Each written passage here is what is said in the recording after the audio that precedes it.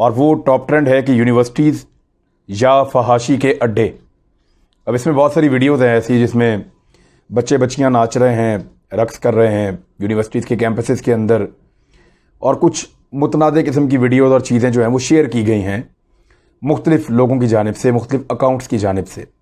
अब ये top trend है तो लाजमन लोगों की ज़्यादा तादाद वो ये समझती है कि ये काबिल तनकीद चीज़ है, इसलिए लोगों ने इसको आड़े हाथों लिया है और बड़े तरीके के साथ इसको प्रमोट किया गया है और बहुत ज़्यादा वायरल हो रही हैं।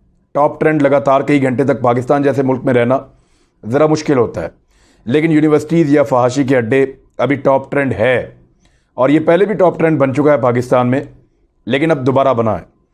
इसके ऊपर मैं बात करूँगा आपके साथ। कुछ और चीज़ें भी हैं, खबरें, वो भी आपको बतानी है। लेकिन सबसे पहले देखें यूनिवर्सिटीज़ या फहाशी के अड्डे, मुझे थोड़ा सा इस सेंटेंस पे एतराज़ है। ये यूनिवर्सिटीज़ हैं, ये तालीम देने की जगह है, दरसगाह है, मुक़द्दस जगह है, जहाँ लोग अपनी किस्मत बनाने जाते हैं, अपनी किस्मत चमकाने जाते हैं। माँ बाप अपनी गुंजाइश पैदा करके अपने बच्चों को यहाँ भेजते हैं पढ़ने के लिए, और बेशुमार बच्चे इन यूनिवर्सिटीज़ से निकलकर अपनी ज़िंदगी को आगे बढ़ाते हैं, अपनी ज़िंदगी में कुछ नया और बेहतर कर पाते हैं। बड़ी शानदार जगह हैं। इनको फहाशी का अड्डा हम नहीं कह सकते, क्योंकि देखिए 90% एक्टिविटीज़ तो यहाँ तालीमी हो रही हैं, यहाँ पढ़ाया जा रहा है, यहाँ बच्चे आते हैं पढ़ने के लिए, और तमाम यूनिवर्सिटीज़ बुरी हैं भी नहीं, तमाम जगह पे ये चीज़ें हो भी नहीं रही। ये चंद यूनिवर्सिटीज़ जो ज़्यादातर प्राइवेट यूनिवर्सिटीज़ हैं वो इस किस्म का ट्रेंड पैदा करती हैं, या कॉलेजेस प्राइवेट इस तरह का ट्रेंड पैदा करते हैं जिनमें बच्चों के लिए अट्रैक्शन हो। टीनेजर होते हैं तो उन्हें लगता है कि हम ज़रा को एजुकेशन के अंदर आज़ाद माहौल देंगे तो बच्चे ज़रा उससे फैसिनेट हो जाते हैं जल्दी, तो वो आना चाहते हैं उन कॉलेजेस में, अपने माँ बाप के पैसे खर्चवा के उन कॉलेजेस में और यूनिवर्सिटीज़ में आ जाते हैं। अब उनकी फ़ीसें बहुत ज़्यादा हैं, तो ये एक धंधा है और वो इस धंधे के लिए ये थोड़ा सा गंद फैलाते हैं ताकि बच्चे जो है वो इस दाने को चुगते हुए उनकी यूनिवर्सिटी में आ जाएं। अनफॉर्चुनेट है, लेकिन हर तरफ नहीं है। 90% मैंने आपसे कहा कि तालीमी एक्टिविटीज़ हैं, बीच में 10% की इस किस्म की चीज़ें हैं जो ये फुटेजेस आती हैं या मुतनाज़ चीज़ें हैं, आप कह सकते हैं, ये 10% हैं। लेकिन इन 10% का इम्पैक्ट बहुत बड़ा है। मिसाल के तौर पे जो ट्रेंड चल रहा है, इसको देखने के बाद बहुत सारे माँ बाप जो इन चीज़ों को पसंद नहीं करते, वो ये तो सोचेंगे कि अपने बच्चों को या बच्चियों को हम इन तालीमी इदारों में भेजें या ना भेजें, चाहे ये तालीमी इदारे बहुत अच्छा पढ़ा रहे हों, लेकिन कुछ लोगों के अंदर खौफ पैदा होगा और वो सोचेंगे कि भेजें या ना भेजें। कुछ बच्चों के अंदर भी ये चीज़ पैदा हो जाएगी कि यहाँ पे ये क्या हो रहा है, हम यहाँ पे पढ़ें या ना पढ़ें। तो ये यूनिवर्सिटी से, तालीम से दूर करने वाली भी एक चीज़ है, इस किस्म का ट्रेंड बन जाना। मैं ट्रेंड के ख़िलाफ़ नहीं हूँ। जो लोग चीज़ें फैला रहे हैं उनमें बहुत सारे ऐसे लोग हो सकते हैं जो ठीक चीज़ें फैला रहे हैं, लेकिन मैंने इसमें बहुत सारी वीडियोज़, बहुत सारी तस्वीर का जब जायज़ा लिया, उनको चेक करवाया, तो वो इंडिया से भी हैं। ये सारी पाकिस्तान से नहीं हैं, इनमें से कुछ पाकिस्तान से हैं ज़रूर। यहाँ यूनिवर्सिटीज़ में, कॉलेजेस में बेहयाई वाले फंक्शंस होते हैं। अनफॉर्चुनेटली इस तरह की वीडियोस बनकर बाहर आती हैं जो नहीं होनी चाहिए, जो हमारे कल्चर का हिस्सा नहीं है, हमारी सकाफत, हमारी रवायात का हिस्सा नहीं है। सबसे बढ़ के कि हमारे दीन में उनकी इजाज़त नहीं है। जब वो चीज़ें बाहर आती हैं तो दिल दुखता है, बुरा लगता है। ये कोई ज़ोर ज़बरदस्ती नहीं है जो मैं बात आपसे कर रहा हूँ, ये आपके अपने सोचने की बात है।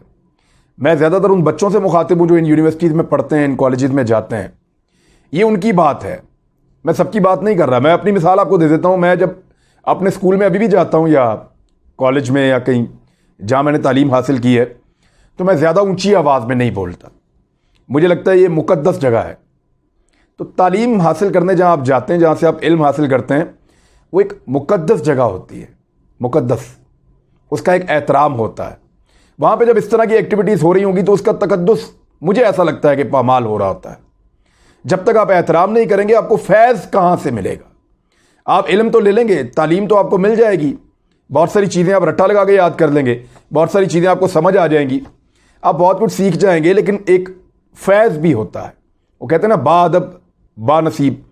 तो अपने इदारों को, तालीमी इदारों के और उनके तकद्दुस को पामाल ना होने दें, उनका ख्याल रखें। हमारी रवायात कुछ और है, हमारा कल्चर कुछ और है, हम किसी और तरह के लोग हैं, हम उस तरह के नहीं हैं। हमारे ऊपर एक यलगार हो रही है। समझने की बात यह है, हमारे ऊपर एक वी आर अंडर अटैक। ये कल्चरल इन्वेजन है, एक हमला है। इसको समझें। ये फिल्म के जरिए है, ड्रामा के जरिए है, लिबास के जरिए है, लिटरेचर पे भी है।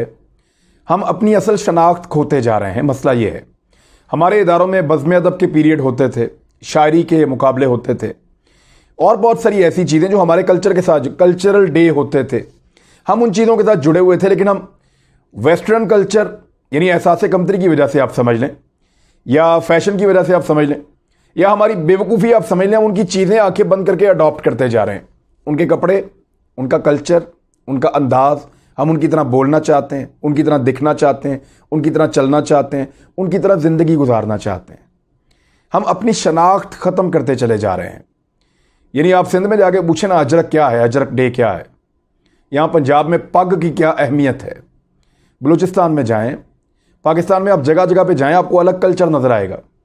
वो दुनिया की सबसे छोटी अक़लियत है जो कैलाश के लोग हैं। सबसे छोटी अक़लियत है, बहुत कम तादाद में वो लोग रहते हैं। चंद 100 या 2000 के करीब मुझे बता रहे थे लोग कि वो बचे हैं।